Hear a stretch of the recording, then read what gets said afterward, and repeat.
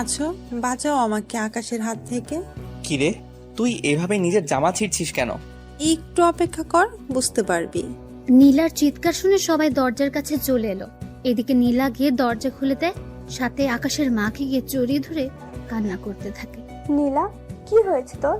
অপি, তোমার ছেলে আমাকে রুমের মধ্যে একা পেয়ে আমার সর্বনাশ করতে চেয়েছিল। নীলার কথা শুনে বাকি সবাই যতটা না অবাক হয়, তার চেয়ে অবাক বেশি হয় আকাশ। নীলা, এসব কি বলছিস তুই? আমি ঠিকই বলছি, তুমি আমাকে রুমের মধ্যে একা পেয়ে আমার ক্ষতি করতে চেয়েছিলে। আকাশ, কথাটা কি সত্যি? বিশ্বাস করো মা, আমি ওর সাথে এইগুলো কিছু করিনি। তাহলে কি ও মিথ্যা বলছে? অপি, বিশ্বাস করো, আমি সত্যি বলছি। মা, ও মিথ্যে বলছে। তাহলে তুই ওর রুমে কি করতে এসেছিস? আমি তো ঈশার সাথে কথা বলার জন্য এসেছি। আমি কি জানতাম নাকি ও এই রুমে থাকবে? অপি, বিশ্বাস করো, ও জেনে শুনে এসেছে। এখন কি করব এদের নিয়ে? আমার মেয়ের এখন কি হবে? ও তো সমাজে মুখও দেখাতে পারবে না। চিন্তা করো না ভাইয়া, আমি আকাশের সাথেই নীলার বিয়ে দিব, তাহলে আর সমস্যা হবে না। তুই যখন সিদ্ধান্ত নিয়েছিস তখন আমার আর কিছু করার নেই। কিন্তু আমার বলার আছে, আমি ওকে বিয়ে করব না। যখন ওর সর্বনাশ করতে চেয়েছিস তখন কি মনে ছিল না কথাটা? আমি তো কখনো এই নিয়ে চিন্তাও করিনি।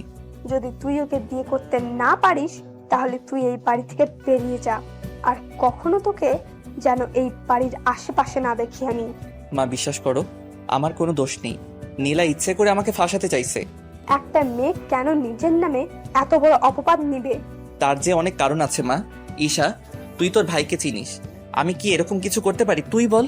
ওহ মা, ভাইয়া এই কাজ কিছুতেই করতে পারে না। নীলা হয়তো ভাইয়াকে ফাঁসাতে চাইছে। আমি কিছুক্ষণ আগেও দেখেছি নীলা ভাইয়ের রুমে গিয়েছে, ভাইয়া ওকে ধমক দিয়ে বের করে দিয়েছে। দেখ ঈশা, তুই কিন্তু এইসবের ভিতরে কথা বলবি না। আকাশ, তুই এখনো এই বাড়ি থেকে বেরিয়ে যাবি। তোর মুখ আমি দেখতে চাই না। আমার নিজের উপরই খারাপ লাগছে। তোকে আমি জন্ম দিয়েছি, যদি ওকে বিয়ে করতে পারিস তাহলে এই বাড়িতে থাকতে পারবি, নয়তো পারবি না থাকতে। না মা, এরকম করে বলো না। আমি আজকে ঠিকই চলে যাচ্ছি, কিন্তু একদিন তুমি যখন সত্যিটা জানতে পারবে তুমি নিজেই আমাকে ফিরিয়ে আনতে যাবে, কিন্তু তখন আমাকে নাও পেতে পারো। ঈশা, আমি যাচ্ছি, বাবা মায়ের খেয়াল রাখিস। বাড়ি থেকে বেরিয়ে আসে। আসার সময় আরেকবার ঈশার দিকে তাকাতে দেখে ঈশা এখনো কান্না করছে, আর নীলা মিটমিট করে হেসেই চলেছে। আকাশের সবচেয়ে বড় কষ্ট হলো আজকে যে ওর মা ওকে বিশ্বাস করতে পারেনি। অনেক কষ্ট নিয়ে বাসা থেকে বের হয়ে আসে। এখন হয়তো আপনারা বুঝতে পারছেন না কি হয়েছে, যে আকাশকে ওর মা বাসা থেকে কেন বের করে দিল। তাহলে চলুন একটু ফ্ল্যাশব্যাক থেকে ঘুরে আসি। ফ্ল্যাশব্যাক, কলেজ থেকে বন্ধুদের সাথে আড্ডা দিয়ে বাসায় আসলো আকাশ। তখন আকাশ ওর রুমের দরজা খোলা দেখে। ভেতরে কে আছে তা দেখার চেষ্টা করলো, তখনই নীলা ওকে টান দিয়ে ভেতরে নিয়ে আসে। আচমকা টান দেওয়াতে আকাশ কিছুটা ভয় পায়। পরে নীলাকে দেখার পর, কিরে, তুই আমার রুমে কি করছিস? কেন রে, আমি কি তোর রুমে আসতে পারি না? না, পারিস না। কেন পারি না? আমার রুমে আসার জন্য তোর কি অধিকার আছে? আমি তোর মামাতো বোন, এর চেয়ে আর বড় কি অধিকার লাগবে? আমার রুমে ঈশা ছাড়া আর কারোর আসার পারমিশন নেই। তাছাড়া তুই এখন রুম থেকে বের হও, আমি এখন ঘুমাবো। আচ্ছা, আমি যদি তোকে বিয়ে করি তাহলে কি তোর কোনো সমস্যা আছে? অবশ্যই আছে। কি কি সমস্যা হবে তোর? আমি কি দেখতে খারাপ নাকি? দেখতে খারাপ না হলেও তোর চরিত্র তো ঠিক নেই। মানে কি করলাম আমি? তুই কত ছেলের সাথে প্রেম করেছিস তা কি ভুলে গিয়েছিস? আর কত ছেলের সাথে পার্কে, হোটেলে, বাকিগুলো তো নাই বললাম আমি। তাতে কি, তুইও তো কম মেয়ের সাথে মিশিস না। ওই প্রেম করার মেলামেশা করা এক না। তাহলে তুই আমাকে বিয়ে করবি না, তাই তো? কখনোই না। এখন যাও তো আমার রুম থেকে। এদিকে নীলা ওই রুম থেকে বেরিয়ে পড়ে। কেননা নীলার মাথায় এখন অন্যরকম বুদ্ধি খেলা করছে, যা আপনারা জানতে পারবেন। এদিকে দুপুরবেলায় আকাশ, কোথায় তুই? এই তো আমি বাসায়। কেন, কি হয়েছে? আরে আগে কলেজ আয় তুই, তারপর তোকে বলবো। আচ্ছা, আসতেছি। আকাশ বের হয়ে আসতে যাবে, তখন ঈশা বলল, ভাইয়া, ভাইয়া কোথায় যাচ্ছিস? আমি এই তো কলেজে যাব। কলেজে শেষে একটা অনুষ্ঠান করবে, অনুষ্ঠান শেষ করে চলে আসব। তাছাড়া কয়েকদিন পর তো ভার্সিটিতে ভর্তি হব, রেজাল্টও দিয়েছে। তারপর বন্ধুরা একটা ছোট অনুষ্ঠান করবে, তাই যেতে হচ্ছে। তোদের আবার ছোট অনুষ্ঠান? তোদের তো অনুষ্ঠানের নাম হলেই প্রায় 2 লক্ষ টাকা পার হয়ে যায়। কি করব বল? আমার জন্য আসার সময় কিছু নিয়ে আসবি। আমি রুমে থাকবো, যত রাত হোক না কেন এসে দিয়ে যাবি। ঠিক আছে, দিয়ে যাব। ওখান থেকে বেরিয়ে এসে বন্ধুদের সাথে আড্ডা দিতে থাকে। তার সাথে ওরা কে কোন ভার্সিটিতে ভর্তি হবে তা নিয়ে কথা বলতে থাকে। সত্যি আমরা সবাই একই ভার্সিটিতে ভর্তি হওয়ার চেষ্টা করব। ঠিক আছে, তাই হবে। অনেক মজা হবে রে, নতুন নতুন মেয়ে আসবে, ওদের সাথে লাইনও মারা যাবে। তুই শালা তো শুধু মেয়ে নিয়েই পড়ে আছিস। আকাশকে দেখে তো কিছু শেখ, কত মেয়ে ওর জন্য পাগল, কিন্তু হারামি তো সেদিকে কোনো খেয়ালও নেই। কত মেয়ের মধ্যে কি তুইও আছিস? কথাটা শুনে ওরা হাসি শুরু করে। ওদের হাসি শুনে এই তোরা হাসি বন্ধ করবি? তোরা ভালো করে জানিস আমি কেমন মেয়ে পছন্দ করি, আর ওই রকম মেয়ে যতদিন না পর্যন্ত না পাবো ততদিন আমার দ্বারা এইসব হবে না। তাছাড়া প্রেম ভালোবাসা হয়তো আমাকে দিয়ে হবে না। আচ্ছা, কাউকে না ভালো লাগলে আমাকে বিয়ে করবি কি? আকাশের ঘাড়ে হাত রেখে কথাটা বলে। দেখ তানু, তুই আমার বন্ধু, তাই ইয়ার্কি করিস না তো। তাছাড়া বেশি ইয়ার্কি আমার একদম ভালো লাগে না, তাই তুই ভালো করে জানিস। জানি তো। তা চল আমরা অনুষ্ঠান শুরু করি। ওরা এরপর অনুষ্ঠান করতে থাকে। তখন ওরা অনেক মজা করতে থাকে। মজা করতে করতে রাত 8টা বেজে যায়। এই, আমাকে এবার যেতে হবে। এত তাড়াতাড়ি চলে যাবি? তোরা তো জানিস আমি এসব খাই না। বিয়ার খেলে কিছু হবে না। তোরা খা, আমি বরং ঠান্ডা কিছু খাই। আচ্ছা তাই কর। অনুষ্ঠান শেষ করে ঈশার জন্য নিয়ে আসে চকলেট। চকলেট এনে যখন রুমে আসে তখন ঈশা রুমে ছিল না, তাই আকাশও অপেক্ষা করতে থাকে। ঠিক তখনই নীলা রুমে ঢুকে দরজা বন্ধ করে দেয়। এরকম দরজা বন্ধ করাতে আকাশ অবাক কি হয়। তুই দরজা বন্ধ করলি কেন? তুই কি ভেবেছিস আমি তোকে এত তাড়াতাড়ি ছেড়ে দিব? মানে? তুই যদি এখন আমাকে বিয়ে করতে রাজি না হোস, তাহলে আমি এমন কিছু করব যা তুই ভাবতেও পারবি না। কি করবি তুই? এরপর শুরু হলো নীলার মিথ্যে নাটক। এরপর কি হলো না হলো তা তো আপনারা জেনেছেন। ফ্ল্যাশব্যাক শেষ। বর্তমানে বাসা থেকে বের হয়ে আবিরকে সবটা জানায়, আর ঈশা মোবাইলে একটা অডিও পাঠায়, আর সাথে কিছু মেসেজও লিখে পাঠিয়ে দেয়। ঈশা অডিও আর মেসেজ করে আরো কান্না করতে থাকে। কি ছিল মেসেজের মধ্যে, কি ছিল সে অডিও, তা আপনারা পরেও জানতে পারবেন। এখন দেখি আকাশ কি করে। আবির কোথায় তুই? আমি তো বাসায়, কিন্তু তোর কণ্ঠ এরকম লাগছে কেন? আকাশ তারপর সব কথা আবিরকে বলে। সবটা শোনার পর তোর মা কিনা তোকে বিশ্বাস করলো না? তাছাড়া তুই এত রাতে থাকবি কোথায় বল? তা তো জানি না, কিন্তু তোর বাসায় তো থাকার কোনো উপায় নেই। তুই তো জানিস আমার বাসায় বন্ধু বান্ধব নিয়ে আসা মানা, তার উপর রাতে থাকা তো আরো বেশি সমস্যা। তুই আপাতত কোনো হোটেলে রাতটা কাটা, সকালে একটা ব্যবস্থা করবো তোর। আচ্ছা দেখি কোথায় রুম পাই কিনা। এদিকে রাতে মোটামুটি কয়েকটা হোস্টেল দেখা শেষ, কিন্তু রুম না পেয়ে রাস্তার ধারে হাঁটতে থাকে। তখন সামনে একটা লোককে দেখতে পায়। কিছু লোক ওই লোকটার হাত থেকে কিছু নিয়ে যাওয়ার জন্য চেষ্টা করে চলছে, তাই ওখানে যায়। আঙ্কেল, এরা কারা? আর আপনার হাত থেকে এটা নিয়ে যেতে চাইছে কেন? এরা ছিনতাইকারী, আমার থেকে এই ব্রিফকেস নিয়ে যেতে চাইছে। তুমি আমাকে বাঁচাও বাবা। আপনি চিন্তা করবেন না, আমি আপনাকে বাঁচাবো। আমাদের দেখেছিস? আর হাতে এইগুলো কি? কাছে আসতে এগুলো পেটে ঢুকিয়ে দেব। দেখি তোদের কত বড় সাহস। আয় তাহলে। এরপর ওদের মধ্যে মারামারি হতে থাকে। আকাশও মোটামুটি কিছু মার খায়, আর ওদেরকেও মারে। মারামারির ভেতরে হঠাৎ করে একটা লোক ছুরি ঢুকিয়ে দেয় আকাশের পেটে। তখন ওখানে পুলিশ চলে আসাতে ওরা ওখান থেকে পালিয়ে চলে যায়। আমাকে সাহায্য করুন, একে হসপিটালে নিতে হবে। এই তোমরা একে ধরে গাড়িতে উঠিয়ে দাও। ওরা গাড়িতে তুলে দিলে ওখান থেকে চলে আসে হাসপাতালে। ওখানে ডক্টর চিকিৎসা করতে থাকে।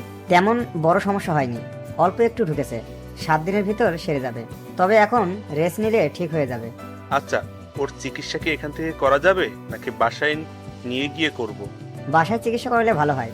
তাছাড়া এখানে তো নার্সরা শুধু ঔষধ আর বাকিগুলো করে দিবে, কিন্তু পরিবারের মতো যত্ন তো ওরা আর করে দিবে না। আচ্ছা, আমি ওকে তাহলে বাসায় নিয়ে যাব। আচ্ছা, নিয়ে যান। উনি আকাশের কাছে আসে। তখন রাত ঠিক 4টা বাজে, তাই আঙ্কেল একটু ক্লান্ত হয়ে যায়। ওনাকে দেখার পর, আঙ্কেল আপনি ঠিক আছেন তো? আমি তো ঠিক আছি, কিন্তু আমার জন্য তোমারই অবস্থা খারাপ হয়ে গেল। না আঙ্কেল, এইভাবে বলবেন না। মানুষ হয়ে মানুষের পাশে দাঁড়ানো বড় কথা। আচ্ছা, তোমার বাসায় কে কে আছে? আঙ্কেল, আমার বাসায় কেউ নেই, আমি একাই থাকি। তুমি কি পড়াশোনা করো নাকি কাজ করো? এখনো পর্যন্ত তো পড়াশোনা করতেছি। তোমার যখন কেউ নেই তখন তুমি আমার সাথে আমার বাড়িতে চলো, তারপর যখন তুমি সুস্থ হবে তখন তা নিয়ে ভাবা যাবে। কিন্তু আঙ্কেল, আপনার বাসায় লোকজন তো, এতে অসুবিধায় পড়ে যাবে। তুমি আমার জীবন বাঁচিয়েছো, সেখানে তুমি আমার বাসায় আসলে সবাই অনেক খুশি হবে। ঠিক আছে আঙ্কেল, আপনি যখন বলতেছেন তখন আমি যেতে পারি। আচ্ছা, তোমার নামটাই তো জানা হলো না এখনো। My name is Parvez Hossain Akash. তোমার পোশাক দেখে তো ভালো কোনো পরিবারের ছেলে মনে হচ্ছে, তাহলে তুমি এরকম করে কেন বললে তোমার কেউ নেই? না আঙ্কেল, এমনিতে গরিব হলে একটু তো স্বাদ বলে কিছু থাকে। তুমি কথা অনেক ভালো বলতে পারো। আচ্ছা, তাহলে চলো আমার সাথে। এদিকে গাড়িতে করে ওনার সাথে বাড়িতে আসে। বাড়িটা 2 তলা, দেখতে অনেক সুন্দর। রাতের বেলায় বাড়িটা আলোর জন্য অনেক সুন্দর দেখাচ্ছে। তবে আকাশের বাড়ির কাছে এই বাড়িটা, না থাক, আপনারা গল্পের সাথে থাকুন, আস্তে আস্তে সবকিছু জানতে পারবেন। এখন যদি বলে দেই তাহলে অনেক রহস্য এখানেই বেরিয়ে যাবে, তাই রহস্যগুলো আস্তে আস্তে জানতে পারবেন। কি হলো, দাঁড়িয়ে পড়লে যে? না আঙ্কেল, এত বড় বাড়ি আমি আগে কখনো দেখিনি, তাই বাহিরের দিক থেকে দেখতেছি। কতটা সুন্দর আপনার এই বাড়িটা। আরে তেমন কিছু না, ব্যবসায়ী করে প্রতিষ্ঠিত হয়ে আমি এই বাড়িটা বানিয়েছি। এই বাড়িতে আমি আর আমার মেয়ে আর আমার স্ত্রী থাকে, আর কেউ নেই। কিন্তু আঙ্কেল, আমি একটা ছেলে, তার উপর আপনার মেয়ে। যদি আমার নামে নীলা। তোমার নামে মানে? আর এই নীলা কে? না আঙ্কেল, কেউ না, চলুন ভিতরে। চলো। এদিকে আকাশ বাড়ির ভেতরে যায়, তারপর উনি আকাশকে একটা রুমে নিয়ে যায়। তুমি এখন এই রুমে ঘুমাও। আঙ্কেল, রুমে কি এসি নেই? তোমার কি ফ্যানের নিচে ঘুমাতে অসুবিধা হয়? না আঙ্কেল, আমি তো এমনিতে বলেছিলাম। আসলে আমি আপনাদের বাড়িতে ঢুকেই এসি দেখলাম, তাই জিজ্ঞেস করছিলাম এই রুমে এসি আছে কিনা। এসি আছে, আমি এসি চালু করে দিচ্ছি, তুমি ঘুমাও। সকালে তোমার সাথে আমি কথা বলবো। ঠিক আছে আঙ্কেল। আঙ্কেল চলে যাওয়ার পর আকাশ ঘুমিয়ে পড়ে, তবে আকাশের পেটে এখনো একটু একটু ব্যথা তো আছেই, তবুও ঘুমিয়ে পড়ে। পরের দিন সকালবেলা ঘুম থেকে উঠে রুমের মধ্যে একটা মেয়েকে দেখে। মেয়েকে দেখা মাত্রই, এ কি, আপনি কে? এই রুমের মধ্যে কি করতেছেন? আমি কে তা পরেই জানতে পারবেন, তার আগে আমি আপনাকে কিছু প্রশ্ন করব, তার উত্তর দিন। কি প্রশ্ন? আপনার নাম আর আপনার উদ্দেশ্য কি? আমি ঠিক বুঝলাম না, আমার উদ্দেশ্য কেন থাকবে? আপনি কি ভেবেছিলেন আমি কোনো কিছুই জানবো না? আমার বাবাকে ভুলিয়ে ভালিয়ে আমার বাড়িতে থাকবেন, তারপর আমারই সাথে লাইন মারার চেষ্টা করে যাবেন, তারপর প্রেম করবেন, বিয়ে করে পুরো সম্পত্তি হাতিয়ে নেওয়ার চেষ্টা করবেন। সত্যি আপনার মাথায় তো দেখে অনেক বুদ্ধি, তা এত বুদ্ধি নিয়ে ঘুমান কি করে? প্রশংসা করলেন নাকি বোকা বানালেন? আপনি তো অনেক বুদ্ধিমতী, তাহলে নিজেই বুঝে নিন। না থাক, তাহলে এবার আমার প্রশ্নগুলোর উত্তর দিন। আমাকে দেখে কি আপনার মনে হচ্ছে আমি নাটক করতেছি? নাটকই তো লাগছে। আমার বাবাকে বাঁচালেন অথচ আপনার শরীরে কোনো সমস্যাই হলো না, এরকমটা কি করে সম্ভব? আপনার মনে হচ্ছে আমাকে এখনো ঠিক লাগতেছে? দিব্যি তো সুস্থ লাগতেছে। তাছাড়া আমি একটু বেশি সুন্দর, সেজন্য আমাদের বাসায় আরো কয়েকটা ছেলে আছে, ওরা আমার সাথে লাইন মারার চেষ্টা করে যাচ্ছে, কিন্তু আমার মোটেও ওদের পছন্দ না। তা আমাকে কি পছন্দ হয়?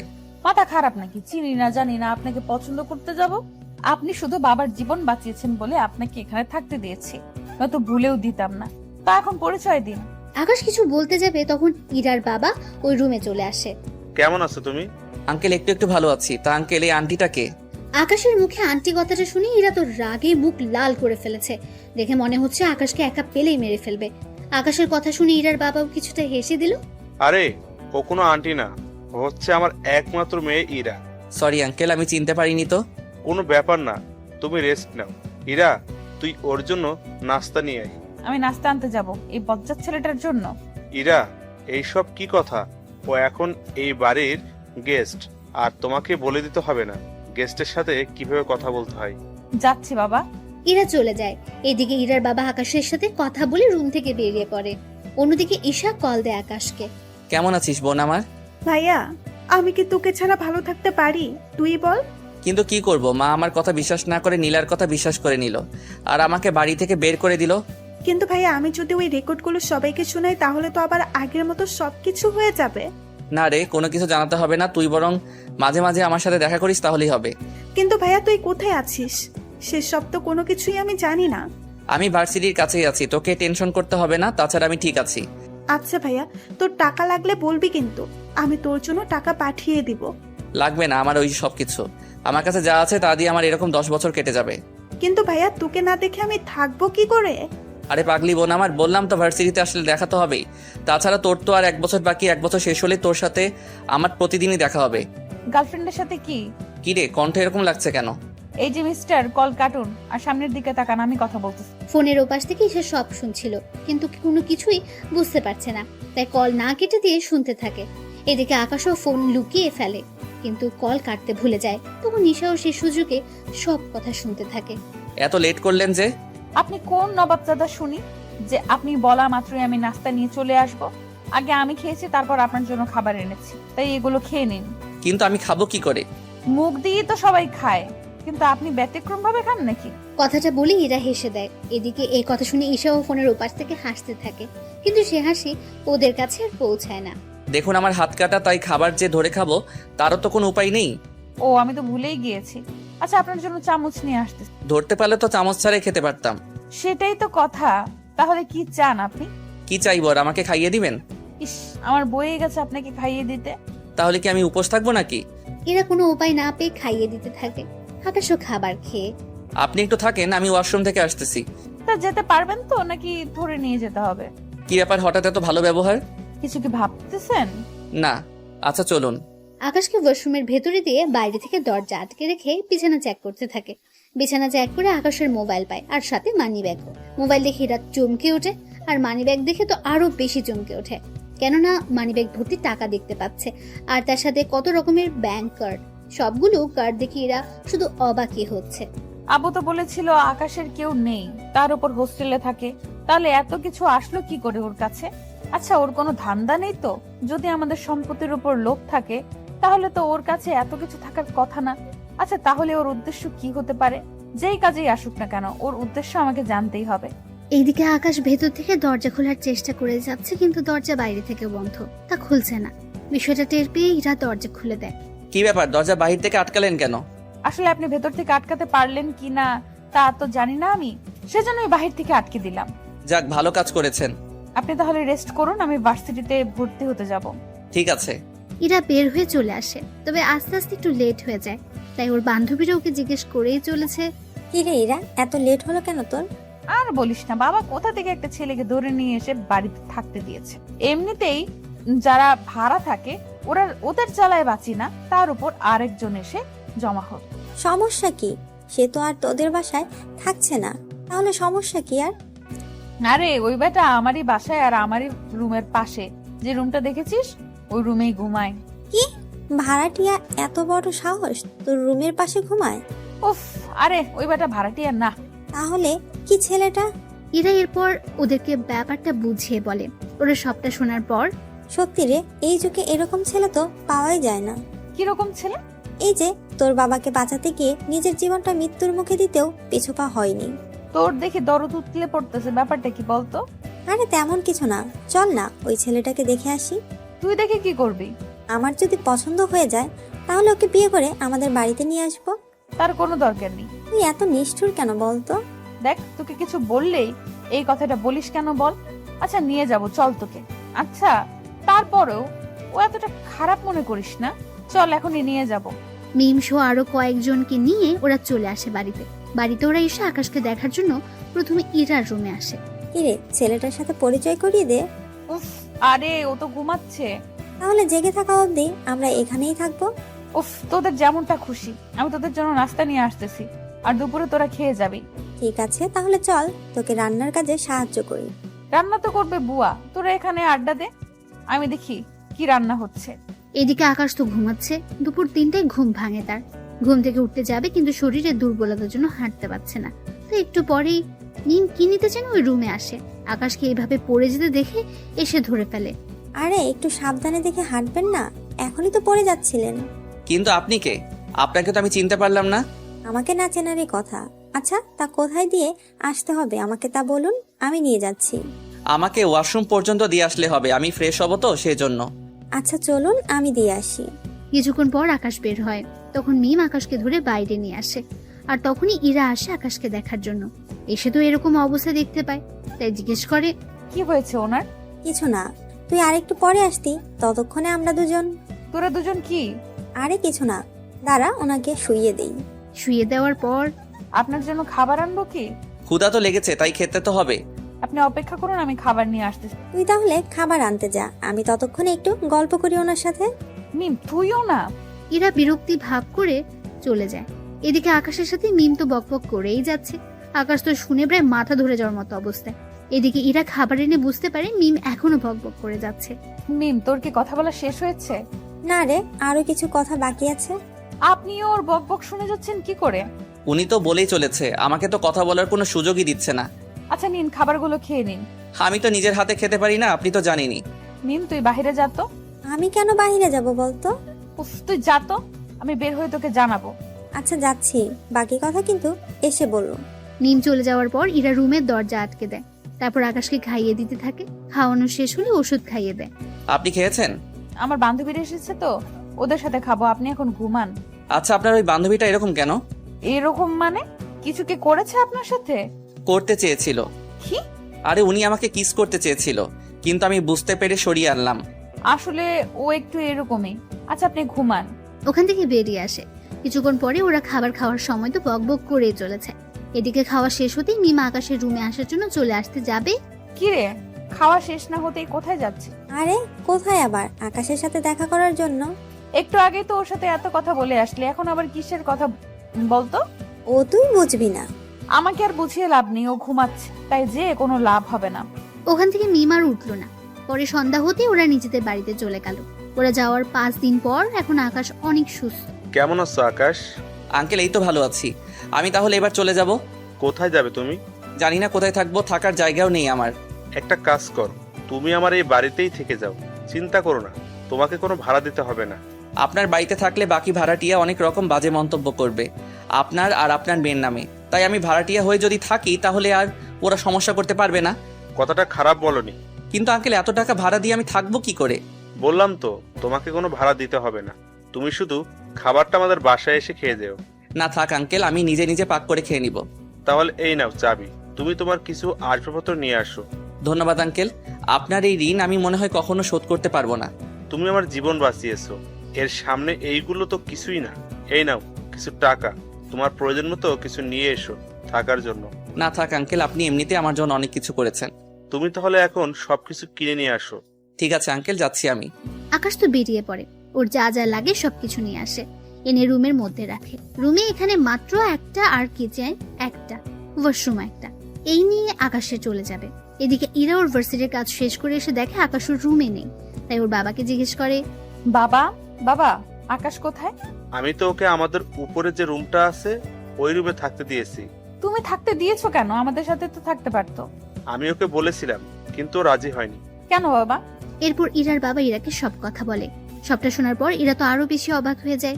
আচ্ছা বাবা, আমি একটু ওনাকে দেখে আসি। ঠিক আছে। ইরা আকাশকে দেখার জন্য রুমে আসে। রুমে এসে মোটামুটি অনেক কিছু দেখতে পায়। এদিকে আকাশ তখন ওয়াশরুমে গোসল করছিল। তখন তাওয়াল পরে বের হয়ে ইরাকে দেখে চিৎকার করে ওঠে। এত জোরে কেউ চিৎকার করে? আপনি কি মেয়ে মানুষ নাকি যে এভাবে দেখলে ক্ষতি হয়ে যাবে? তা না, কিন্তু এরকম অবস্থা একটা ছেলে আর একটা মেয়ে থাকলে কত কিছু যে হয়ে যায়।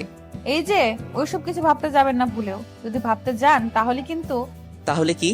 এই যে কথাটা বলে টাওয়াল টান দিই, কিন্তু টাওয়াল খুলে যাওয়ার আগেই ধরে ফেলে। সি সি সি, আপনার কি লজ্জা বলতে কিছু নেই? একটা ছেলেকে রুমে একা পেয়ে তার সাথে এরকমটা করছেন? সবে তো মাত্র শুরু চান্দু, তারপর আরো কি কি করব তা তুমি ভেবেও পাবে না। প্লিজ আমার এত বড় সর্বনাশ করবেন না। আমি তো আপনার কোনো ক্ষতিও করিনি, তাহলে কেন আমার পিছনে পড়ে আছেন? কিছু করনি বলেই তো পড়ে আছি। তাছাড়া তুমি এত কিউট যে পেছনে না পড়ে কি থাকতে পারি? তাছাড়া তোমাকে দেখে অনেক সাধারণ মনে হয়, আবার অনেকটা অসাধারণও মনে হয়। ঠিক বুঝলাম না। বুঝতে হবে না, বিয়ের খাবারটা খেয়ে যাবেন বাসায় এসে। তা এখন কি কোথাও বের হবেন? হ্যাঁ, বের হব। কোথায়? আমি এখন ভার্সিটিতে যাব। ভার্সিটিতে কেন যাবেন? কেন আবার? আমার কাগজপত্র জমা দেওয়ার জন্য। কি বলেন, এত দূর পর্যন্ত পড়াশোনা করেছেন? আচ্ছা, লেট হয়ে যাচ্ছে, ভালো থাকবেন। আকাশ ওখান থেকে বেরিয়ে পড়ে। এদিকে ঈশাকে কল দেয় যেন সবকিছু নিয়ে আসে। কিছুক্ষণ পর ভার্সিটিতে ওদের দেখা হয়। ঈশা তো ওর ভাইকে দেখে জড়িয়ে ধরে খুশিতে, কিন্তু এখনো আকাশের পেটে একটু ব্যথা আছে। কিন্তু ঈশাকে তা কোনো মতেই বুঝতে দেয়নি। ভাইয়া তুই এরকম শুকিয়ে যাচ্ছিস কেন?